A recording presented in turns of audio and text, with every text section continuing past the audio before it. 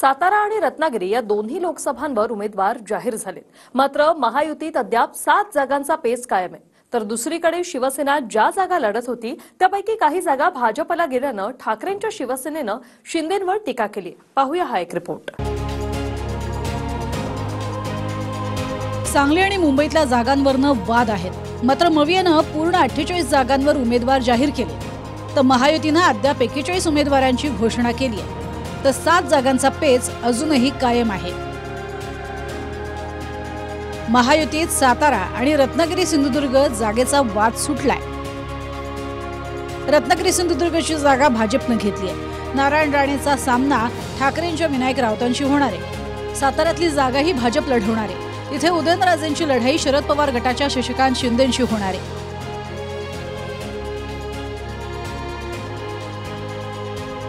इकडे सांगलीवरनं मवियात बंडखोरी माजली आहे। मात्र सांगली आणि उत्तर मुंबईच्या जागेची अदलाबदल करा असा प्रस्ताव काँग्रेसनं दिल्याची चर्चा आहे। पण सांगलीमध्ये काँग्रेसच्या विशाल पाटलांनीही अर्ज भरल्यामुळे मवियात वाद सुरू आहे।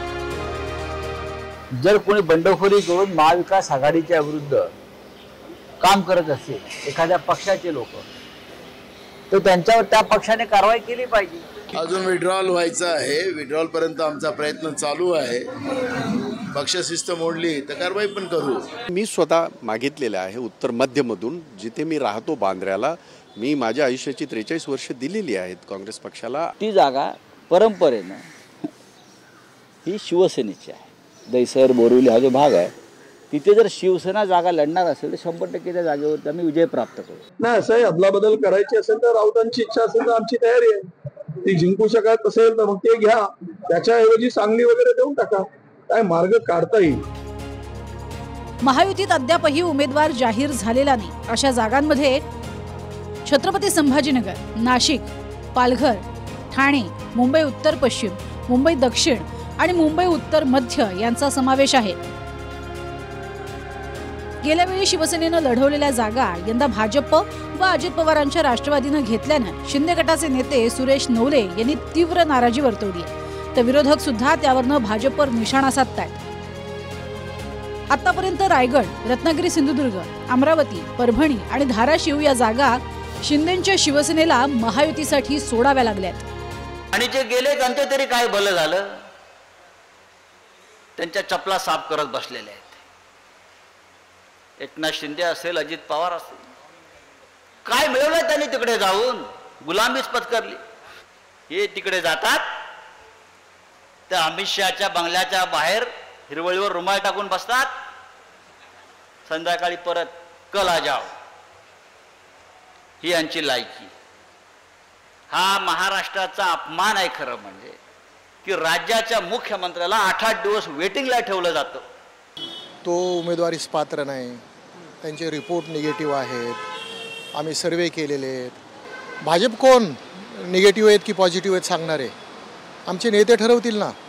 जर निगेटिव्ह असतील तर आमचे नेते ठरवतील की ठीक आहे यांना द्यायचं नाही, त्यांची समजूत काढतील आणि तेही मान्य करतील। कारण एकनाथ शिंदे साहेबांचं नेतृत्व सगळ्यांनी स्वीकारलेलं आहे। भारतीय जनता पार्टीच्या आतापर्यंतच्या राजकारणातला जो मुख्य गाभा आणि हिस्सा आहे तो राहिलेला आहे की अगोदर मित्रपक्ष बाजूला करा, नंतर मग शत्रुपक्षांचं बघू।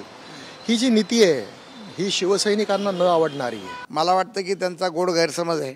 ज्यांचं स्वतःचं राजकारण त्यांच्या जिल्ह्यापुरतं पण राहिलेलं नाही, त्यांनी भारतीय जनता पार्टीसारख्या राष्ट्रीय पक्षावरती टीका करावी, हे मला जरासं त्यांना सांगावंसं वाटतं की हे खेदजनक आहे।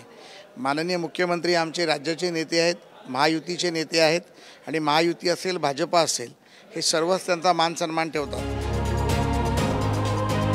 Bureau report, TV9 Marathi.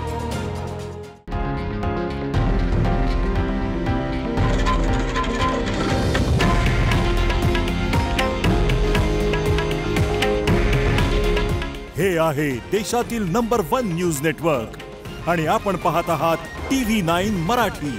काळजी तुमची, हित महाराष्ट्राचं।